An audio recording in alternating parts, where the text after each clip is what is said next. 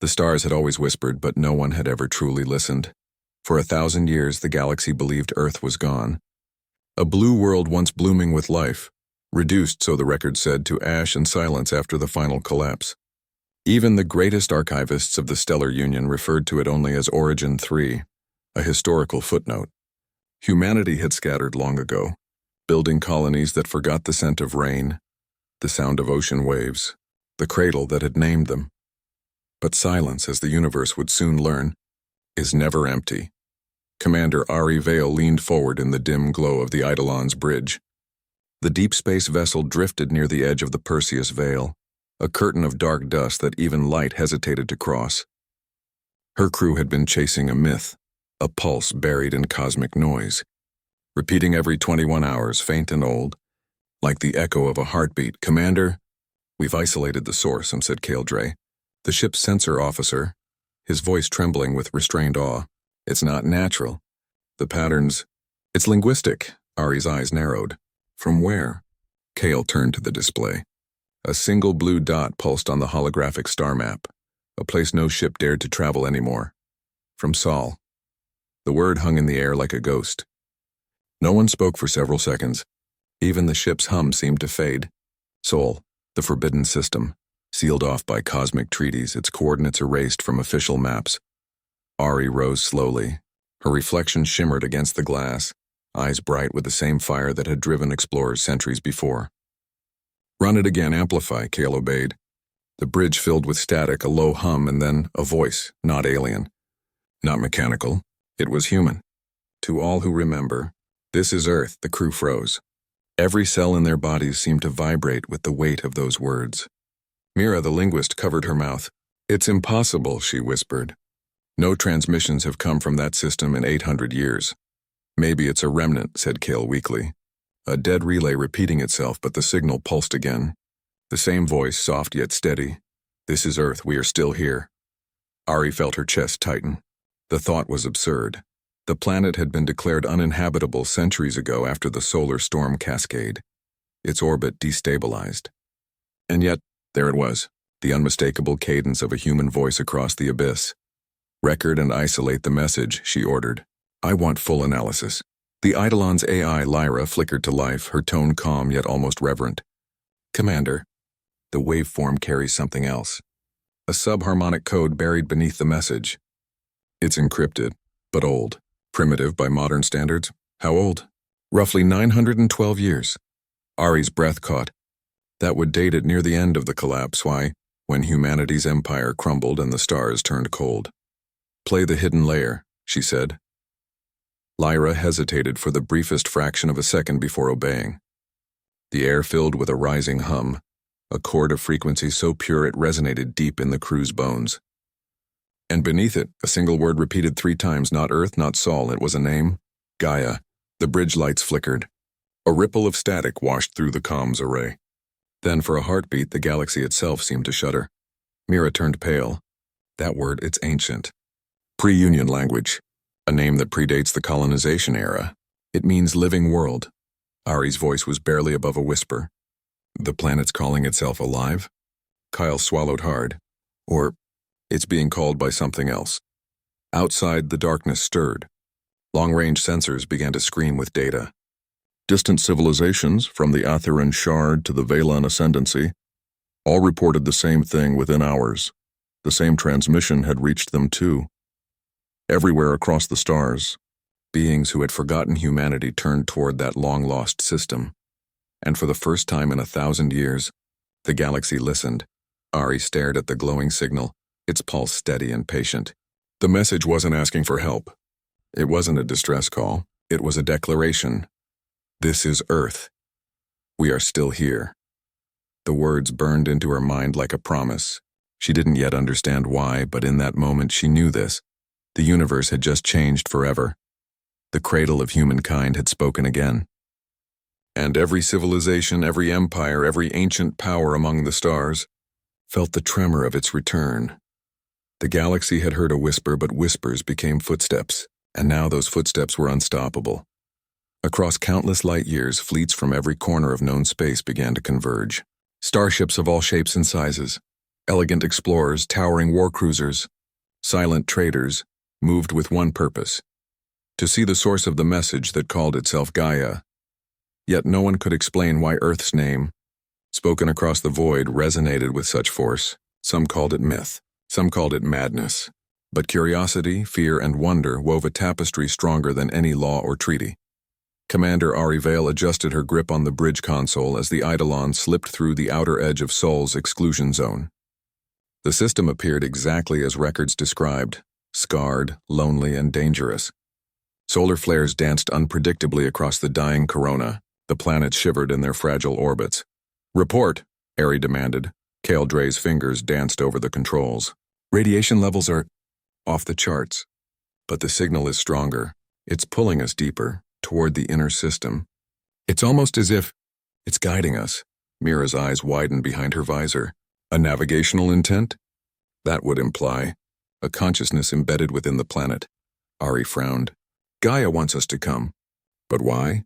The silence that followed carried weight heavier than any asteroid belt. Outside the viewport, the star blazed with the fury of 1,000 storms. But within the bridge, a quieter storm raged, the storm of disbelief, awe, and a fear humans hadn't felt since leaving Earth behind. The first contact came not with violence, but with beauty. As the Eidolon approached the inner planets, the sensors detected a subtle phenomenon: immense green auroras dancing along the magnetosphere, stretching from pole to pole like the brushstrokes of some unseen artist. The planet itself seemed alive, responding to the ship's presence. Mira whispered, "It's breathing." "It's impossible," Kale muttered. Yet even he could not deny the data streaming in. Seismic patterns synchronized with the signal's pulse. Ocean currents forming deliberate spirals, storms shaping concentric circles in perfect rhythm. Ari leaned against the console, a shiver running down her spine. "It's not dead, it's waiting." Beyond their ship, other fleets arrived. Aliens with crystalline forms, sentient gas clouds, and beings of bioluminescent elegance hovered at a distance, observing silently. None dared to approach too closely. The collective curiosity of civilizations older than most stars converged, yet each felt the same hesitant reverence. It was humanity's moment, though few realized it. Ari turned to her crew. "Prepare a landing party. We go slow, we observe. We listen." Kale hesitated. "Do you trust it?" Ari's gaze fixed on the pulsing auroras, the heartbeat of a planet that had survived centuries of abandonment. "It doesn't need us to trust it. It only needs us to acknowledge it, and maybe to remember who we are," Mira nodded. "If this is truly Earth, the cradle of humanity, then every story, every memory we carry is tied to it. It's calling us home." The Eidolon descended into the upper atmosphere. Turbulent winds buffeted the hull, but the ship rode the currents as if the planet itself guided them. Lightning forked across the sky, yet it carried no threat. Every natural hazard seemed choreographed to protect, to communicate. Then the signal changed.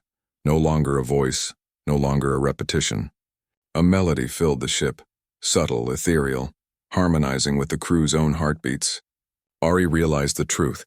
Gaia had learned their language, their rhythms, their emotions. "This is more than survival," she whispered. "It remembers us and welcomes us." Kale shivered. "I've never seen anything like it. It's proud and sad and lonely." Outside, the auroras brightened into a breathtaking display, stretching like fingers into space. Ships from other civilizations began transmitting translations, sharing the wonder without interference. For a brief moment, there were no empires, no borders, no rivalries. Only the awe of life witnessing life. Ari's hand hovered over the comm panel. She could speak. She could demand answers. But for once, she said nothing. She simply listened, feeling the pulse beneath the planet's surface, the heartbeat that had survived centuries of neglect and catastrophe. And she understood. Humanity had not been abandoned. They had been chosen. Gaia was waiting for them, and the galaxy would soon see that the true power of a species was not in its fleets or weapons, but in its courage, its resilience, and its ability to be remembered by the world that bore it. The first boots to touch Gaia's soil in 9 centuries were human, but they were not the first to feel its heartbeat. Every member of Ari Vale's landing party sensed it. A subtle vibration under their feet, a living rhythm that pulsed through the very ground. It was neither fear nor excitement alone, but a mixture of awe so deep it silenced thought. Ari stepped forward first, her boots sinking slightly into rich, verdant soil. Moss and tiny flowering plants, extinct in every known corner of the galaxy, clung to rocks and cliffs. The air was sweet and alive, carrying whispers of rain and oceans long vanished. Every breath felt like a gift, every heartbeat an echo of history. "Can it remember us?" whispered Mira, her voice trembling as she crouched to examine a cluster of bioluminescent fungi that pulsed in tune with Gaia's heartbeat. "I think it does more than remember," Ari said softly. "It welcomes us." Kyle approached a small stream. The water shimmered unnaturally, reflecting constellations from centuries ago, stars long dead. This is impossible. How could a planet preserve memory like this? Ari knelt beside him. "It's not just preserving memory. It's storytelling. Gaia speaks in ways we can only begin to understand." As they ventured deeper, the forest opened to reveal a valley unlike anything recorded. Trees towered like cathedrals, their leaves forming intricate patterns that seemed deliberately arranged. Birds sang in harmonies that mimicked human music, lullabies long forgotten. Even the wind carried sequences of sound that resembled whispered words. Mira shivered. "It's alive in every way. And it's speaking." "Yes," Ari said, scanning the readings.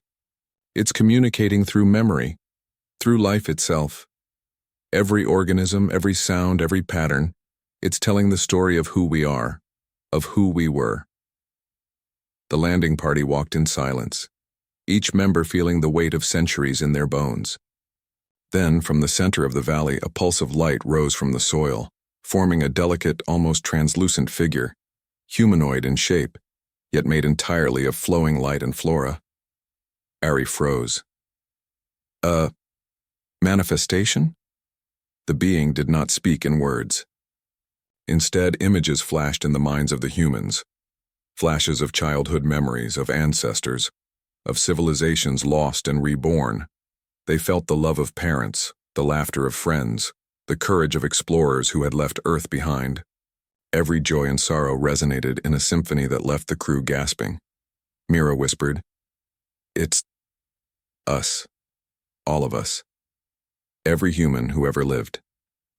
And it's alive." The figure extended a luminous arm toward Ari. She hesitated, then stepped forward. The moment her hand brushed the light, memories surged, of her parents, of childhood days playing by a river that no longer existed, of stories passed down for generations. The connection was overwhelming, yet comforting. "It remembers everything," Ari breathed. "Every human, every moment, every dream." Beyond the humans, other fleets watched. Through long-range observation, alien civilizations felt the same reverence. The Valens, crystalline beings, recorded Gaia's pulses and recognized an intelligence unlike any other, a world that could not merely exist but could feel, remember, and communicate. Even the warlike Atherans, who had approached cautiously with weapons ready, paused, humbled by the living history beneath their feet. Kyle's voice broke the quiet. "Do you realize? If Gaia can do this, we're not alone in shaping the universe. We are part of it. Every choice we made mattered, and it remembers us for it." Mira nodded, tears in her eyes. "It's proof of humanity's essence.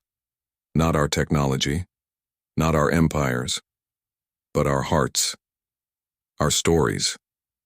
That's what matters. That's what the galaxy will see." Ari looked at her crew, at the glowing valley, at the pulse of Gaia beneath them. "This is why it called us. Not for help, not for conquest. It called us so the galaxy would remember. Humanity is alive, and our spirit cannot be erased." The valley pulsed again, brighter this time, sending ripples of energy through the forest. Plants shifted, creating patterns that resembled constellations of human space history.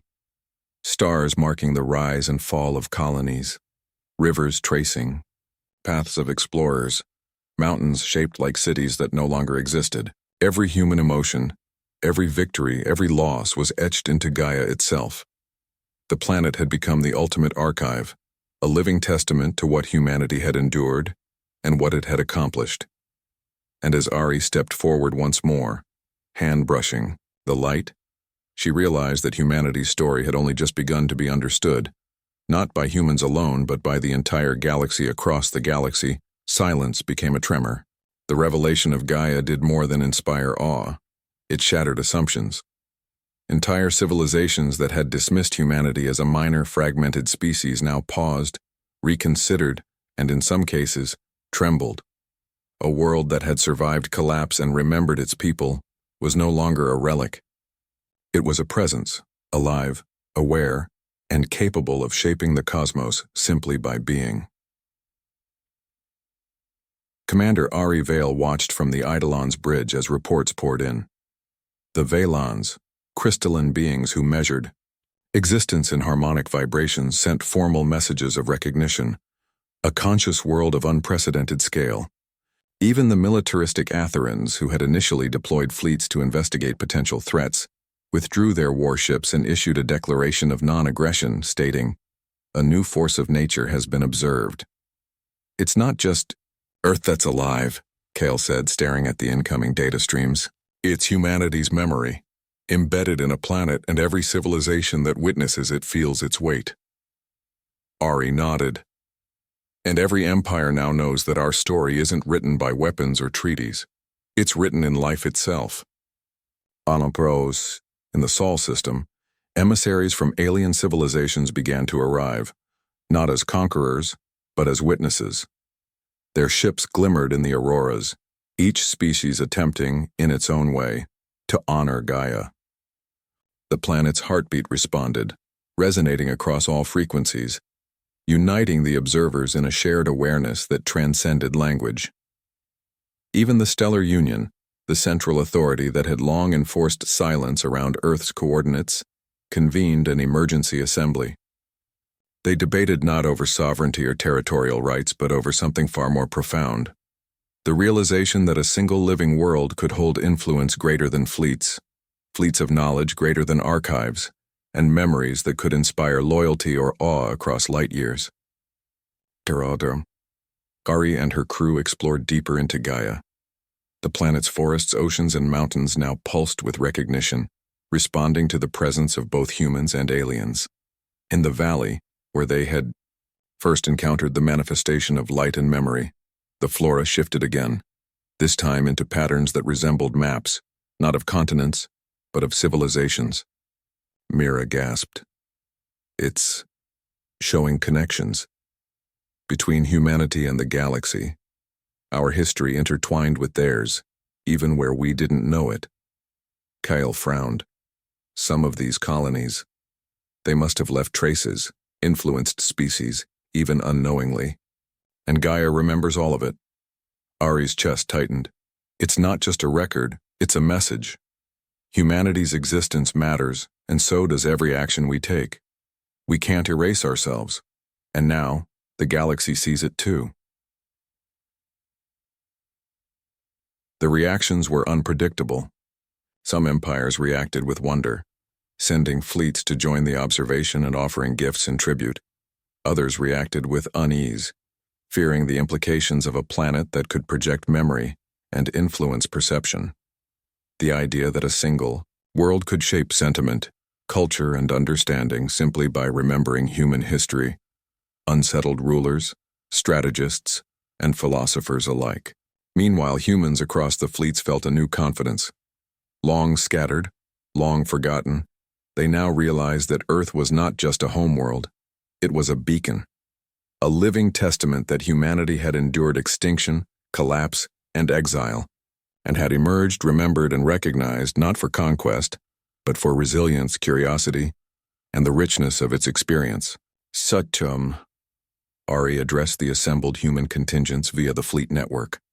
Her voice carried not just authority but reverence, echoing through ships and settlements far from Earth. We did not survive because we had weapons. We survived because we felt, we dreamed, and we persisted. Gaia reminds us that life itself is stronger than empires, stronger than fear. And now, the galaxy knows it too. Our story is ours to write, not through war, but through existence, memory, and courage. Her words reverberated across thousands of vessels, across civilizations both human and alien. Every listener felt the weight of truth in them. The story of a species had become a universal truth. As night fell across the lush valleys of Gaia, Ari stood beneath a sky alive with auroras and alien ships. The planet pulsed beneath her feet, steady and unwavering like a heartbeat shared between billions of beings. Somewhere in the distance, the galaxy seemed to hold its breath. Gaia's message was clear. Life remembers, existence matters, and humanity's spirit could not be erased. And the galaxy, for the first time in eons, felt the tremor of a world awakening not just its people, but the conscience of civilizations. The galaxy had learned to listen. News of Gaia's awakening spread faster than any fleet could travel. Even worlds untouched by human influence began to feel the pulse of a planet that remembered life, love, and hope. Transmission grids, once used only for commerce or diplomacy, hummed with messages repeating a single word, Gaia. And behind it, the echo of human history, persistence, and spirit. For the first time in millennia, civilizations paused to consider not their conquests, but their place in the story of life itself. Commander Ari Vale watched the reports with a mix of awe and disbelief. The Eidolon remained in orbit, its sensors tuned to the planet's subtle frequencies, but now the entire galaxy was responding. Kale Dre, scanning incoming data streams, looked pale. It's influencing them. Not through force, not through diplomacy, through presence. Even species that never met humans are acting differently. They're reflecting, reconsidering. Mira adjusted her visor, her voice soft. It's like a ripple in a pond, but the pond is the galaxy. Gaia is sending out waves, waves that touch everything living, and it carries a story we can all understand. Life is precious, resilience matters, and memory is eternal. Ari's hands clenched over the console. We always thought humans were small, scattered, forgotten, but Gaia is proving that our existence has weight, that spirit has power. Beyond the Sol system, human colonies lit up with emotion. Families long separated by distance, war, and exile felt a surge of connection. Across alien worlds, scholars and artists attempted to translate Gaia's message, turning the planet's pulses into art, music, and philosophy. Even warlike factions hesitated, temporarily restrained by awe and curiosity rather than law or treaties. "Commander," Kyle said, his voice trembling. "There are reports of entire civilizations altering their behavior. Some fleets have halted conflicts. Trade agreements are being renegotiated based on respect for life, not advantage. This is unprecedented." Ari felt a shiver run down her spine. It's more than influence. It's hope. Gaia is reminding the galaxy what it means to live, to care, to endure. But not all were inspired. The Atherans, cautious and skeptical, questioned the planet's motives. If a world can manipulate thought through memory, their ambassador argued, then what is to stop it from controlling us? From bending civilizations to its will? Even some human factions feared over-reliance on Gaia's power. "We cannot let a planet decide our destiny," one leader warned. "We must remain masters of our own fate." Ari understood their caution, but deep down, she knew something far greater was unfolding. Gaia was not dictating. It was offering reflection, giving life the chance to remember, to see itself as part of a larger story. One night aboard the Eidolon, Ari stood beneath the observation dome, gazing at the shimmering auroras. Gaia's pulse reached her even here through kilometers of rock, water, and sky. The melodies of human history, laughter, grief, courage, and love, threaded through her consciousness. Mira joined her silently. "It's teaching us," she said. Not with words, not with orders, but with memory, with life itself. Kyle arrived last, his usual skepticism softened. "I've scanned the signals, traced their reach, and the truth is, the galaxy is listening, not just to humans, but to life, every being, every world. Gaia reminds us that survival isn't just about strength, it's about connection, understanding, and remembering who we are." Ari nodded. And we are the keepers of that memory. Humanity has always been small among the stars, but now, we are a spark. A spark that reminds everyone else what it means to be alive. Even the distant, isolated corners of the galaxy responded. Rogue systems, planets untouched by the stellar union, and civilizations on the brink of extinction paused. Some wept, some celebrated, some rebuilt, and some, for the first time, extended gestures of peace toward neighbors who had once been rivals. It was not magic. It was not control. It was a reminder. Life is not measured in weapons, empires, or dominance, but in persistence, courage, and the stories we leave behind. Ari smiled, feeling the weight of Gaia's lesson sink deep into her heart. The galaxy was changing, and slowly, irreversibly, beautifully, and humanity, against all odds, was at the center of it. Gaia had awakened, and with it, the conscience of the stars. Gaia's heartbeat was no longer subtle. Across the Sol system, energy pulsed from the planet's core in rhythms that could be felt even through ships' hulls. Vibrations traveled along magnetic fields through space itself, carrying patterns of thought, memory, and emotion. To the human mind, it felt like the planet was breathing life into the universe, and the galaxy was responding. Commander Ari Vale stood on the observation deck of the Eidolon, her eyes fixed on the shimmering green auroras that laced the planet like veins of light. "It's more than alive," she murmured. "It's sentient. It knows us. Not just our presence, but our history, our choices, our failures, our courage." Kale Dre, scanning the frequencies with new urgency, nodded. "And it's sharing it. Every pulse contains information. About humanity, about life, about survival. It's as if the planet itself is teaching the galaxy who we are." Mira, usually soft-spoken, placed a hand over her heart. "It's reminding us that even in exile, even in despair, we matter. That our stories are threads in the fabric of existence. Gaia is the loom, and we are the threads it holds together." News from other civilizations amplified the impact. The Atherans reported that their scholars had recorded sudden surges of insight after exposure to Gaia's pulses. Ancient Valon philosophers spoke of a new comprehension of life's interconnectedness. Even human colonies, long thought isolated from the core systems, began sending messages of discovery and inspiration. The galaxy was awakening to the subtle truth that Ari had always felt deep inside. Strength was not measured in weapons or fleets, but in resilience and empathy, and in the enduring echo of life itself. On the surface, the landing party explored the lush heart of Gaia.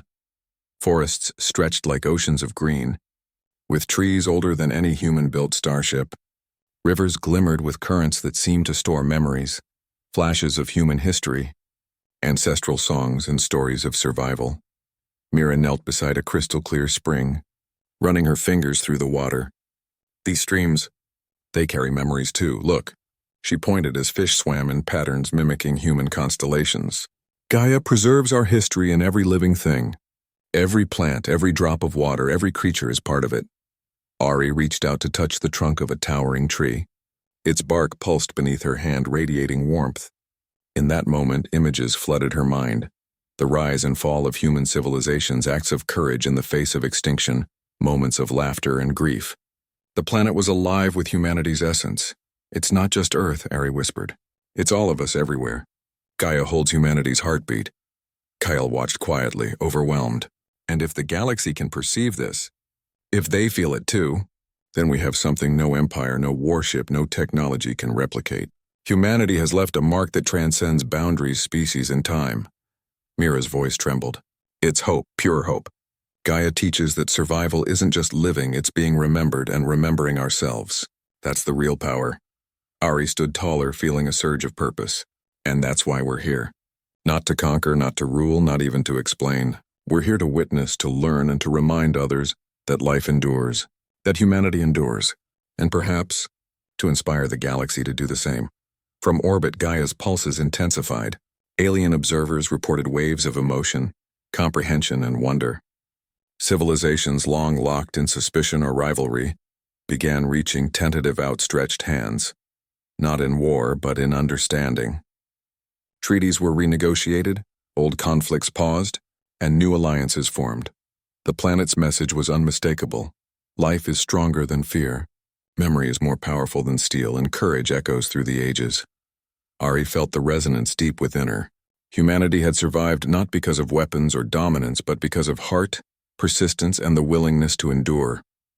Gaia had amplified that truth, sharing it with the stars themselves.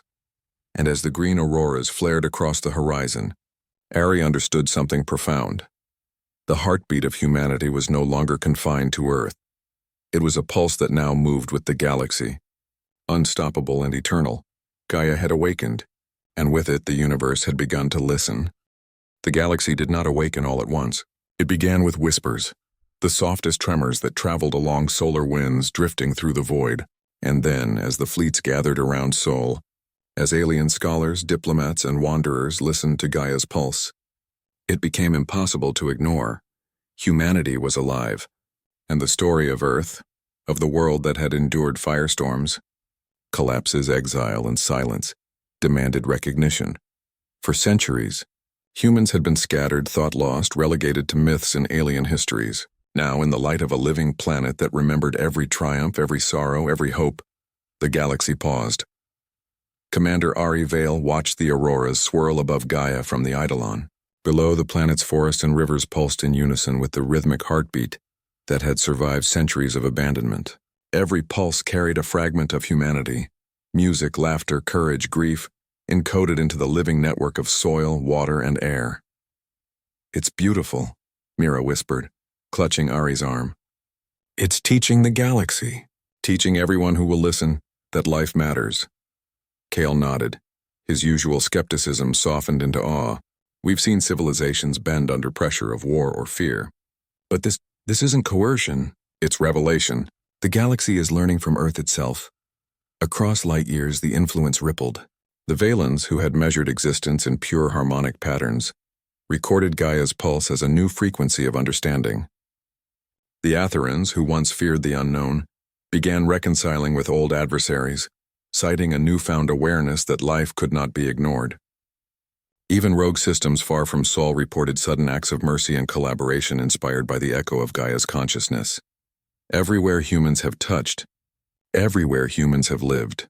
"The planet remembers," Mira said, voice trembling, "and now every being in the galaxy knows it." The first human emissaries set foot on Gaia's surface to meet the alien delegates. It was not a meeting of rulers or generals, it was a communion. Crystalline scholars shared their interpretations of Gaia's pulse. Bioluminescent beings reflected emotions in radiant patterns, and humans, long exiled, returned with tears, laughter, and stories that had been preserved only in memory. Ari walked among them, feeling the weight of centuries. "This is what we fought for," she said quietly to Kale. "Not territory, not dominance, but recognition, understanding, connection. And now the galaxy remembers with us." In the valley where Gaia had first revealed itself, the luminous figure of light and flora appeared once more. It flowed like water, weaving shapes that reflected the history of life across the galaxy with humanity at its heart. Ari reached out, and the images surged through her mind. Civilizations once thought distant, cold, or indifferent now intertwined with humans in stories of hope and endurance. "It's teaching everyone to remember," she said. "Not just us. Every species, every life." Kale swallowed hard. "We are witnessing the rebirth of civilization, not through conquest but through memory." Mira looked around at the assembled delegates, both human and alien. Gaia has given the galaxy a gift, the understanding that life is sacred, that every choice echoes, and that the spirit of one species can inspire countless others. As night fell across the planet, the auroras flared brighter than ever, painting the skies with ribbons of emerald, sapphire, and gold. Ships hovered silently, mesmerized by the living testament below. Communication networks relayed Gaia's pulses to distant worlds, and every living being capable of perception felt its influence. In that moment, the galaxy remembered Earth, not as a dead world, not as a myth, but as a cradle of life that had endured, preserved and spoken across the void. Humanity, small and scattered though it had been, became the embodiment of resilience, curiosity, and the enduring power of life.